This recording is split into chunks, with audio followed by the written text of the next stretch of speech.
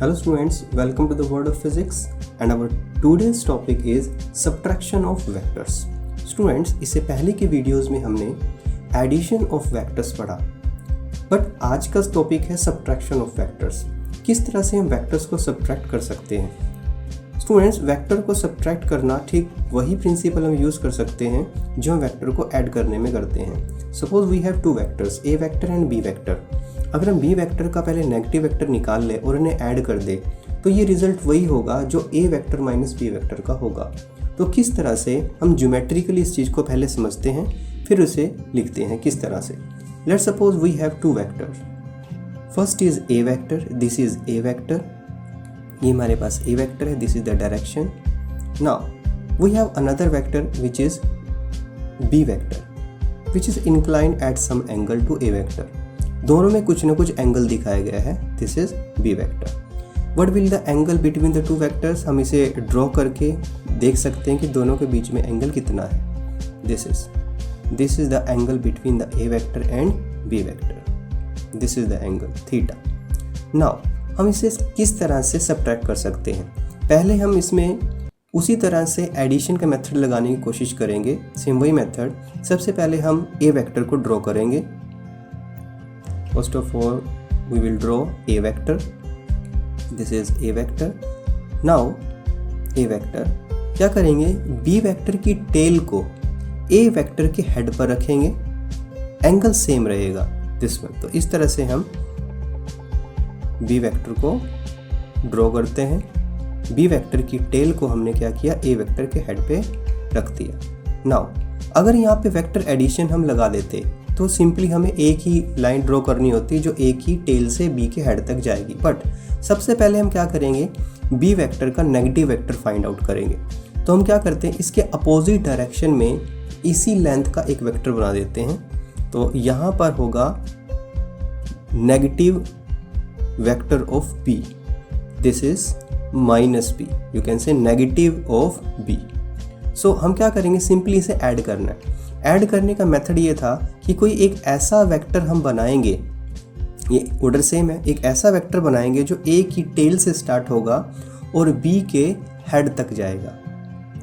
यहाँ हम minus B के हेड तक बना रहे हैं क्योंकि हम इन दोनों को ऐड करने वाले हैं, ए वेक्टर को और माइनस बी वेक्टर को। So you can write A vector plus minus B, you can say minus B vector. Okay student, this is the concept of subtraction of vectors. इस तरह से आप वेक्टर को सब्ट्रैक्ट कर सकते हो। Hence you can write suppose A vector and B vector, A vector and B vector are two vectors. हमारे पास ये दो वेक्टर्स हैं, are two vectors, and the vector B and the vector b vector is to be subtracted। वो हमें subtract करना है, is to be subtracted। कहाँ से सब्ट्रैक्ट करना है, from a vector, from vector a vector।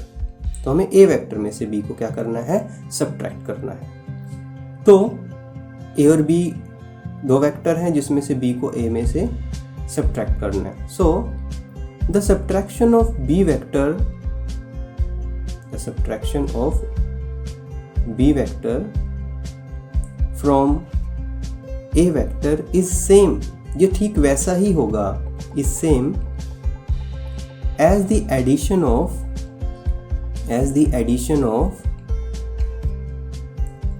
Of minus B vector to A vector. Okay student, या मैं a में से b को सब्ट्रैक्ट करूं या a में माइनस b को ऐड कर दूं, that is a minus b which is equal to a vector plus minus b vector. This is the concept. Hence you can write this is the resultant. Okay students, तो हम अगर subtract करना चाहते हैं vectors को तो simply हम क्या करेंगे, वेक्टर को ऐड करेंगे, उनमें से एक वेक्टर जिसको सब्ट्रैक्ट करना है उसे पहले नेगेटिव बना लेंगे, तो वही हमारे पास सब्ट्रैक्शन ऑफ वेक्टर होगा। Hence you can write the resultant, hence resultant जो होगा सब्ट्रैक्शन का that is a minus b, ये वही होगा जो हमारे पास a वेक्टर में ऐड करने से आएगा minus of b vector. This is the concept, this is the subtraction of vectors. Okay students, this is the result. This is the resultant of the vector, that is the subtraction of vectors. इस तरह से आप subtraction कर सकते हो geometrically and analytically. Now, some important facts of vectors addition. Student, vector addition के कुछ facts हैं जो आपको याद करने हैं, जो आगे properties आपके questions में use होंगी. Important facts of vector addition. Vector additions के कौन कौन से इंपॉर्टेंट फैक्ट्स हैं? Important facts of vector addition. First is, student आप सेम नेचर के वेक्टर्स ही ऐड कर सकते हो. Vectors of the same nature alone can be added. That is, अगर हम सिंपल समझे, फोर्स में फोर्स ही ऐड हो सकता है, वेलोसिटी में वेलोसिटी ऐड हो सकती है, वेलोसिटी में फोर्स ऐड नहीं हो सकता. सो नेचर उनका सेम होना चाहिए, एक ही नेचर के वो होने चाहिए. तो vectors of the same nature alone can be added. Second one, vectors addition is commutative.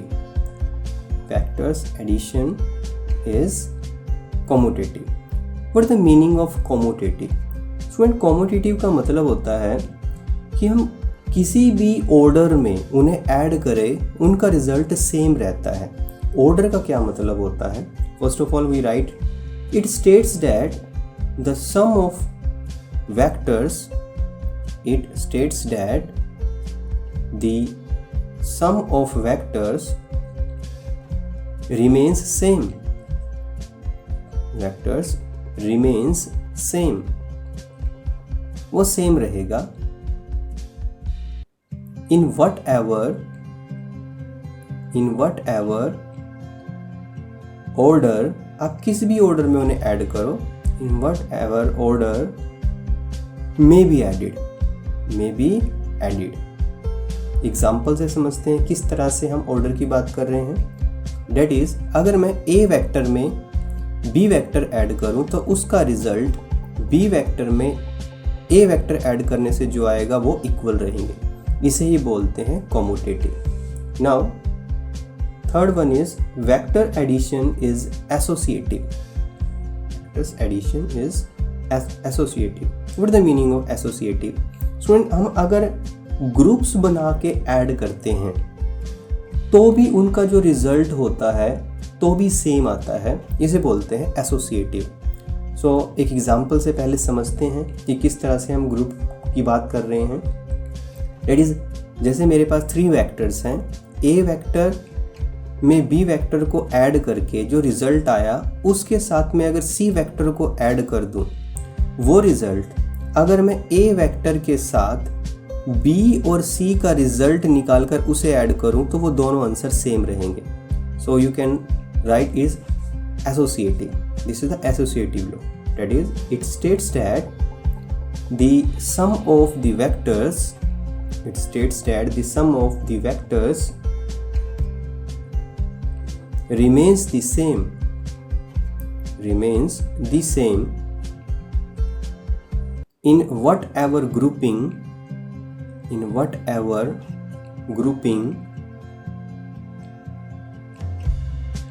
they are added.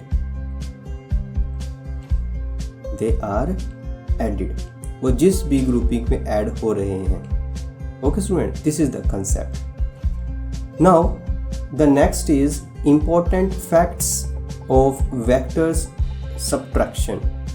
अब subtraction की भी बात कर लेते हैं. Important facts of vectors subtraction. Vectors subtraction.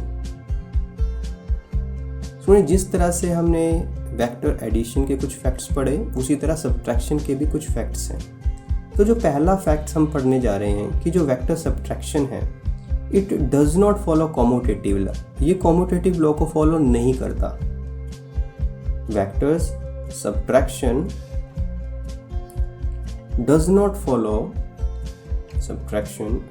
Follow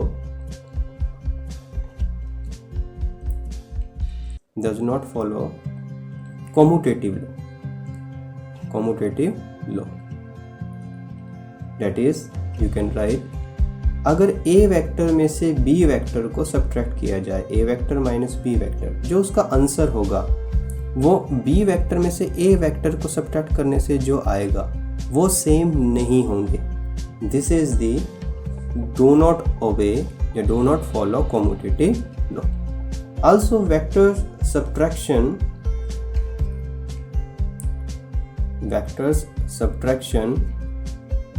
does not follow associative law.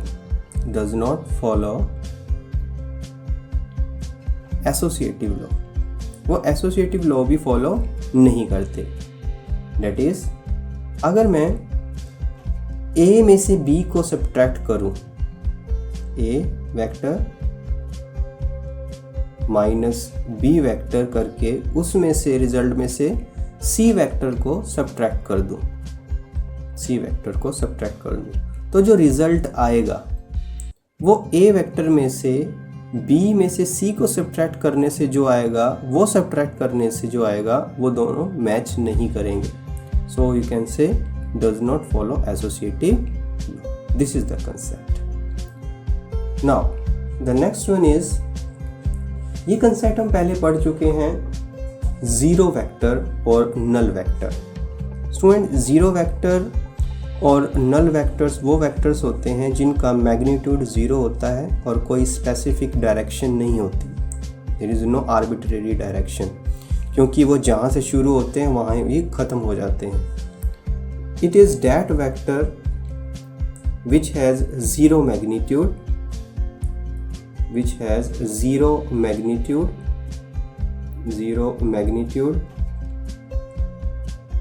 and no arbitrary direction. आप बिल्कुल ये तो नहीं लिखेंगे कि no direction because they are vector. तो आपको कोई स्पेसिफिक डायरेक्शन नहीं है इनके पास, कोई स्पेसिफिक डायरेक्शन, क्योंकि वेक्टर्स हैं, वेक्टर्स वो होते हैं जिनके पास डायरेक्शन होती है. तो आप स्पेसिफिक डायरेक्शन की बात कर रहे हैं, एक पर्टिकुलर डायरेक्शन, क्योंकि ये जहाँ शुरू होते हैं वहीं ख़त्म हो जाते हैं. A zero vector is represented by zero, उसके ऊपर vector. It is also called null vector. इसे आप नल वेक्टर भी बोलते हो. It is also called null vector. Okay student, so this is the zero vector और नल वेक्टर. क्योंकि इसके पास डायरेक्शन स्पेसिफाइड नहीं है, तो आप लिख सकते हो no arbitrary direction.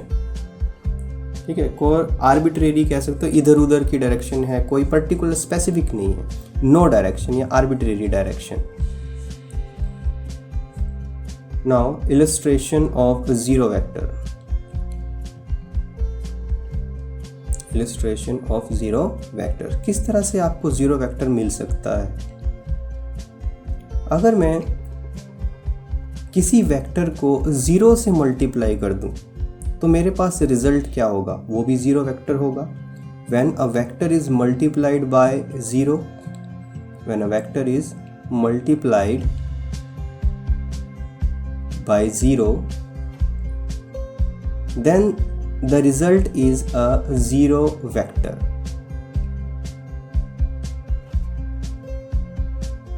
Result is a zero vector. You can write 0 into a vector, that is zero vector. Also, अगर मैं किसी वेक्टर में से उसका ही नेगेटिव वेक्टर ऐड कर दूं, उसमें नेगेटिव वेक्टर ऐड कर दूं, तो वो रिजल्ट भी ज़ीरो होगा. The result of addition of a vector to its own negative vector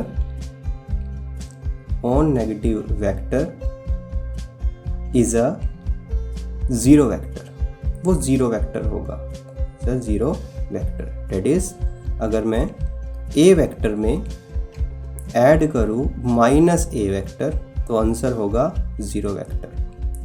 अच्छा, इसके कुछ एग्जाम्पल्स भी हो सकते हैं.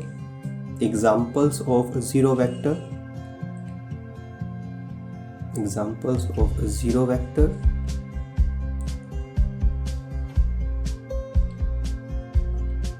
Number 1, अगर मैं बात करूं वेलोसिटी वेक्टर की, किसकी? स्टेशनरी पार्टिकल की। स्टेशनरी पार्टिकल है, चल नहीं रहा है, तो उसके पास वेलोसिटी नहीं होगी। So you can write the velocity vector of a stationary particle, the velocity vector of a stationary particle is a zero vector, is a zero vector. तो वो जीरो वेक्टर होता है। ओके स्टूडेंट्स, स्टेशनरी पार्टिकल के पास velocity नहीं है, तो उसका velocity vector क्या होगा? जीरो होगा, zero.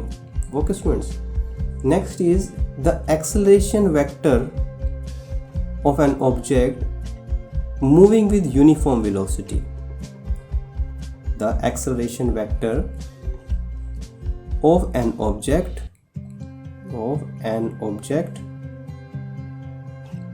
moving with a uniform velocity is a zero vector। Student, अगर यूनिफॉर्म वेलोसिटी से कोई ऑब्जेक्ट मूव कर रहा है, उसके पास एक्सेलरेशन नहीं होगा, सो यू कैन से acceleration vector of an object moving with uniform velocity is zero। Okay student, this is the concept of zero vector और null vector। So students, हमने कुछ टॉपिक्स पढ़े जिसमें subtraction of vector था। ठीक है students, so this is our today's concept। Thank you very much।